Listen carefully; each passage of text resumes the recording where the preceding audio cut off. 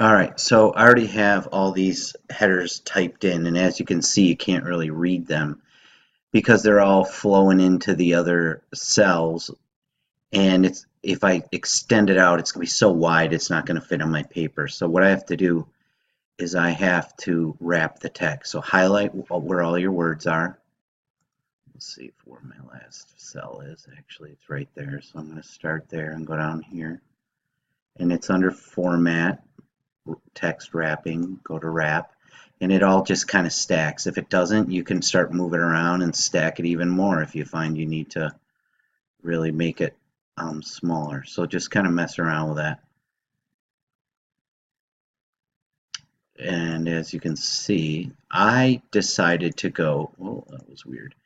I decided to go with this format. It doesn't have to be like this.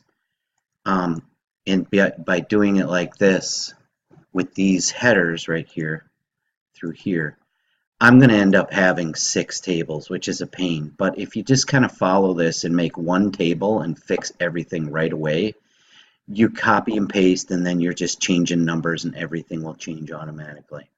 So if you did an empty block and your block was 300 grams, we have to convert that to kilograms. You just divide by 1,000. So it's going to be 0.30. And then let's say you put a 500 on for your second set of 3, it'd be 0.8 and then 1.3. And if you just keep adding whatever you added to the block, 1.8, and we have to do what, one more? So what would that be? 2.3. So that's all in kilograms, and it kind of just reverts down to those decimals. You might want to add a couple more, just so we know that we were doing grams. We were accurate to the gram instead of accurate to the tenth. Now, here's the deal. Normal force on the block is really the weight of the block. That's why I stressed you had to keep that string really horizontal, because you don't want to be lifting up on the block or pushing down on it. And if that's the case, the normal force up should equal the weight. And so let's do a formula here. Turn the math on by typing an equal sign, and it's mass times gravity. All I'm doing is W equals mg. I'm getting the weight of the block, which I can then say is the normal force of the block if there's no other forces present.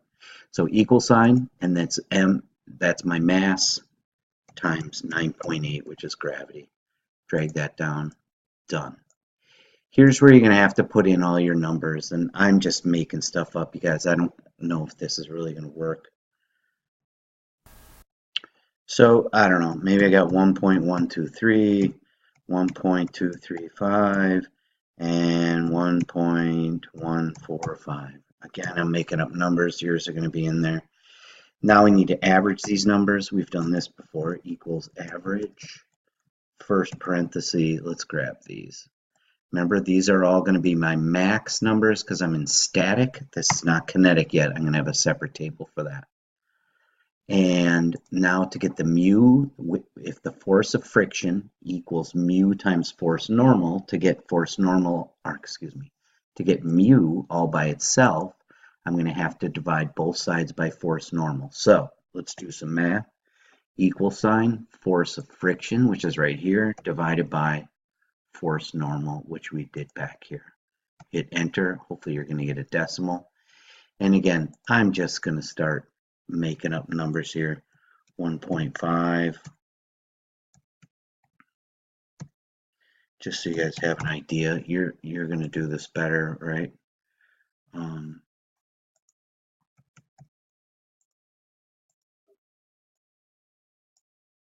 Whoops. Just trying to fill this in here. Again, none of these numbers are going to make sense probably. And then let's go. So you have all your numbers in here, and then you're going to drag all this down. Well, that didn't work out good. Oh, because they all, okay, that's weird. And take these down. And you're going to have to fix your decimals. I've been warning you guys about this. Come over here, highlight where you want to fix the decimals, and do not pick that one or that one. Pick this one. Give me a couple of decimals there. You know, with this mu, as you can see, these are all different. The bottom four are okay, but these are all different, and I just made up numbers. Yours should be really the same to about the 10th, to the first decimal place. This should be very similar. 0.21, 0.19. If you can round them all the same decimal, you did a great job. So again, this is the coefficient of static friction. This would be your wood on table with your max. This is all your max numbers. Once you have this thing perfect and looking good and your decimals are all set and your equations are all in there, take this whole, I'm really struggling. Take this table, copy it, come down, hit paste. Now we're going to change this static to kinetic. And this has to be changed as well, right?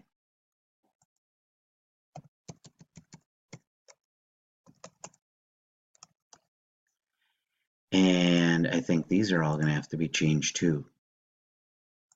I don't think. And my wife just sneezed. That's awesome.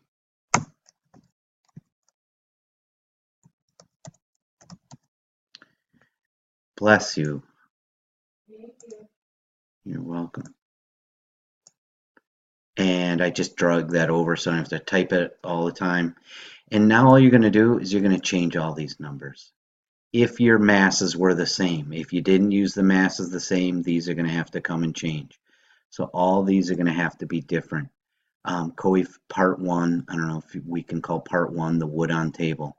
Again, once that's all handy dandy, ready to roll, and you changed all these numbers, all these will change automatically. You're going to do it again. I know, it's annoying. Let's go to part 2. Let's call that coefficient of, we're back to what? This is static because I didn't change it before. Of, let's say, sandpaper. And table.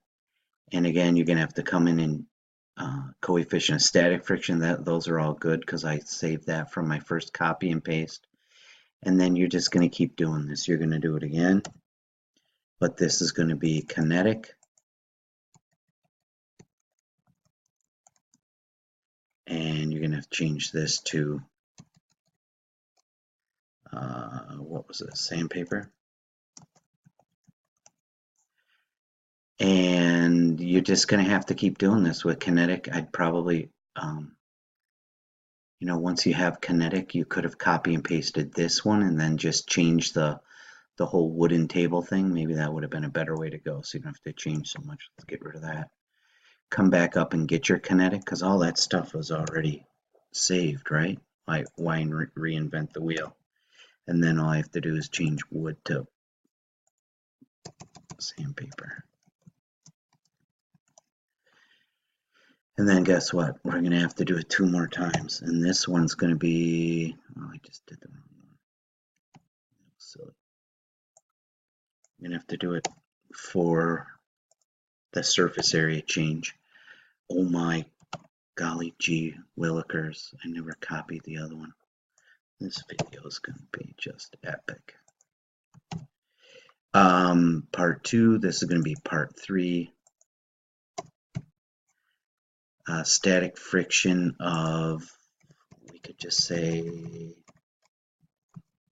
small,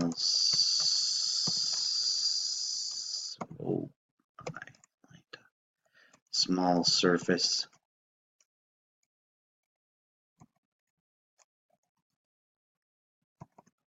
wood on table. And again, just change all this stuff. You're going to have 6 of these. Is that a pain? Say yes. I know it's a pain. But again, we're looking at these numbers right here. This is what we're interested in. Now, once you are, all right, now it's time to put our lab together. We're going to put our, whoa, that's weird. We're going to put our name on here. We're going to put our hour. We're going to give it a title. We're going to put our objectives. And I bet you wish you wrote those down now, because I'm not going to give them to you. We're also going to do our data. And this is where our tables are going to come into play. I would say do not take all of them at the same time, because if they don't fit, you're kind of stuck. So let's copy and go in here and paste. I don't like to link because it just freaks me out, so I'm not going to. And then if you want to put some borders in, make that look really nice. And just keep doing this basically, right? And you got to go get the other 5.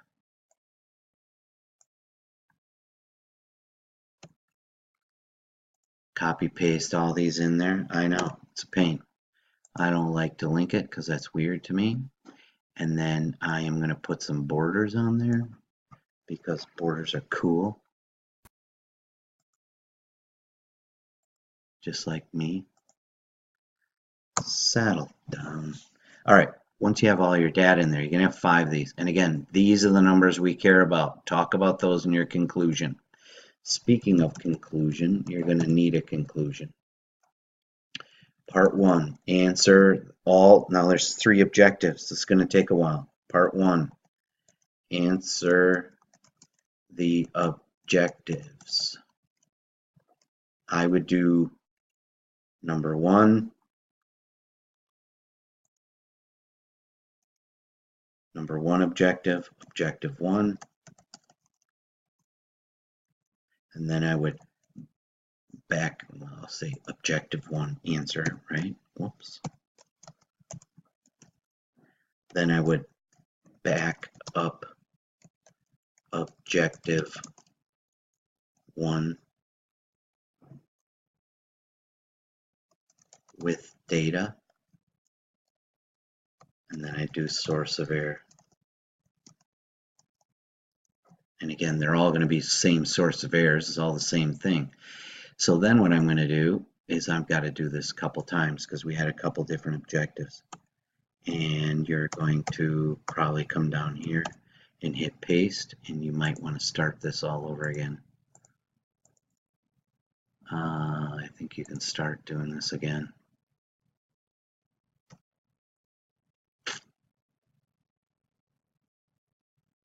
Sorry, I hit the wrong button, I think. That's what we were after. But I'm trying to get this to start over. This is embarrassing. Anyway, this is going to be objective 2 answer.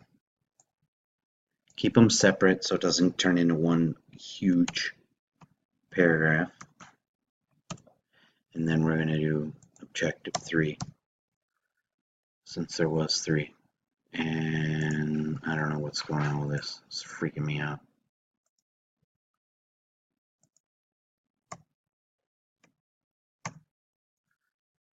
Does that make sense? All the sources of error are going to be the same. I don't know if you have to repeat them every time, but put them in there. And again, we're talking about the coefficient of friction. Don't talk about the force of friction. We're talking about this mu over here that we calculated. And be sure to talk about everything we talked about in class about that, because that's what I'm going to want to read about. Woo-woo. Woo-woo. Bye-bye.